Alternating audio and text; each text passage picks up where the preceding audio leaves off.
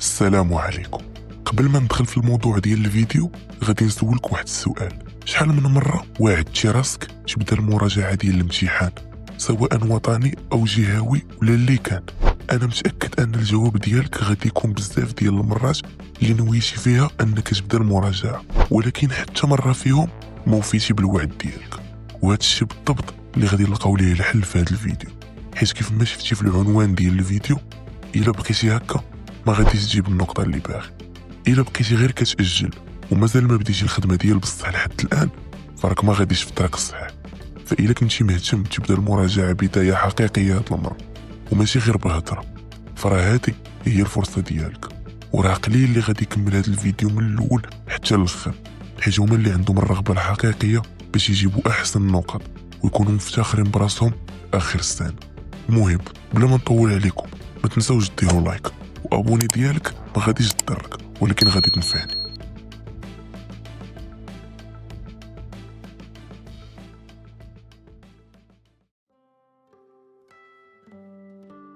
كل واحد فيكم دابا عنده واحد النقطة كيحلم بها، وحتى الا ما كانتش عندك تقدر دابا تفكر في النقطة اللي كتشوف راسك انك قادر تجيبها.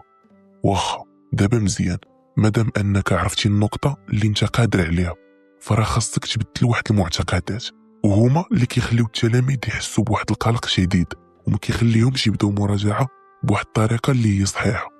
وهادو اللي قلت لك دابا هما المعتقدات السلبية، وهما اللي كيخليوك تشوف داك الشيء اللي انت ما قادش عليه عوض انك تشوف داك الشيء اللي انت قادر عليه. وبزاف ديال التلاميذ ما كيقدروش يقراو غير بسبب انهم ما كيقدروش يحبسوا التفكير في انه غادي نسقط هاد العام، الا سقطت ما عرفتش كيفاش غادي ندوز هاد الصيف، ولا كيقول الا جبت 10 حتى شي مدرسة ما غتقبلني. المهم كتبدا تدور لك شي افكار سلبية في راسك واللي كتعطي بهم واحد الحدود لراسك، وكتقول الا ما نجحتش غادي نولي فاشل في حياتي. وهذه هي اكثر حاجة غادي دير لك واحد العائق كبير في الدراسة ديالك. ولكن ملي دخلتي للفيديو ديالي الا وراه غادي نعطيك الحل لهذا المشكل. والحل بسيطة بزاف، هو انك تبدل هاد المعتقدات السلبية بمعتقدات ايجابية. واخا خويا اولم قول لي كيفاش غادي نبدل هاد المعتقدات السلبية بالايجابية؟ اول حاجة خاصك ديرها صديقي، قلب على واحد المعتقد ايجابي يكون واقعي اللي غادي يجي بلاصة هداك السلبي. على سبيل المثال ممكن تقول عوض انا ما عنديش مع داك الماط وراه صعيب عليا وما نقدرش نقراه، قول في بلاصتها واخا ما نكونش انا احسن واحد في الماط فراه الا درت ليه خطة والتزمت بها على الاقل غادي نجيب نقطة احسن من الا بقيت غير كنقول راه صعيب وما غنقراش كاع. وهكا ما غاديش تكون حكرتي راسك، وغادي تكون عارف بانك قادر توصل لديك الحاجة اللي انت باغي مجرد انك بدلتي الطريقة ديال التفكير ديالك. والواعر في هذا الشيء هو انك غادي تولي تايق في راسك اكثر.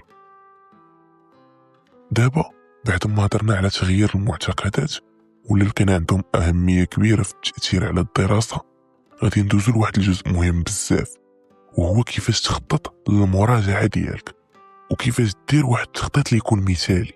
حيت كيف ما قلنا في الاول ديال الفيديو اصعب مرحله للطلاب هي بدايه المراجعه، واللي كتعتبر اكبر عقبه خاصك تغلب عليها، واكثر طريقه فعاله واللي غادي تخليك تراجع الامتحان بكل ثقه في النفس هي تنظم عمليه المراجعه ديالك.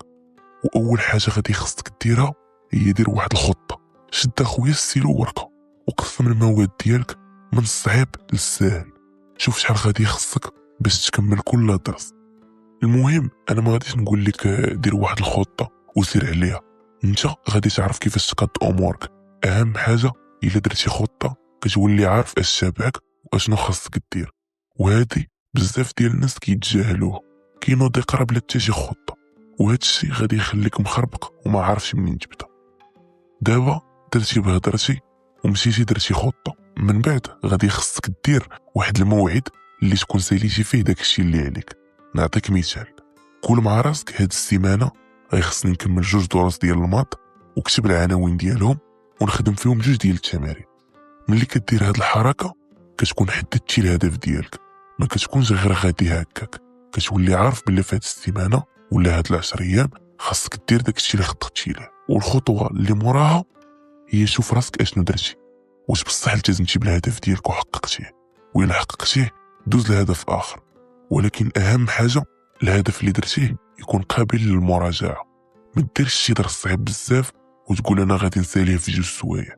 ضروري يكون الهدف اللي حطيتيه انت قادر عليه، وخاصك تتبع التقدم ديالك.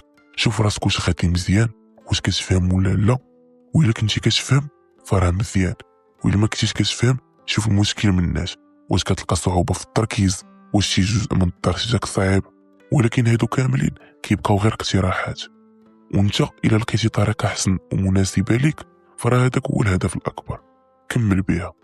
أما الخلاصة ديال هادشي هو التخطيط غادي يعاونك باش يبان لك الطريق وما غاتبقاش غير تعرف. دابا وليتي عارف اشنو خاصك دير، عارف بلي ما بقاش لك الوقت باش تزيد تضيع الوقت، عارف بلي النقطة ديالك دابا كتعتمد على القرار اللي غادي تاخد. يا إما تسالي هاد الفيديو وتشد ورقة وستيلو وتبدا أول خطوة في المراجعة ديالك، ويا إما غادي تسالي ودير راسك بحال ما شفتي والو وتكمل الدوران في السوشيال ميديا. الفرق ما بين جوج ديال التلاميذ، واحد جاب مزيان وواحد لا، ماشي زهر وماشي ذكاء، ولكن قرار تخاد. يا إما تسمح شوية في داكشي اللي تيعجبك وراه غير مدة قصيرة ماشي شي حاجة، وغادي ترجع ليه وانت فرحان وحققتي واحد النجاح، ويا إما تبقى تابع غير التفاهة وشي حاجة اللي ما غادي تفيدك حاليا بوالو. وفي الآخر ما تصدمش ملي تشوف راسك ما جبتيش النقطة اللي باغي وتعرف باللي كنتي قادر. وآخر حاجة غادي نقول لك باش نختم هذا الفيديو هي المستقبل ديالك ما غاديش يتبدل بالهضره، ولكن بالخطوات اللي غادي دير من دابا.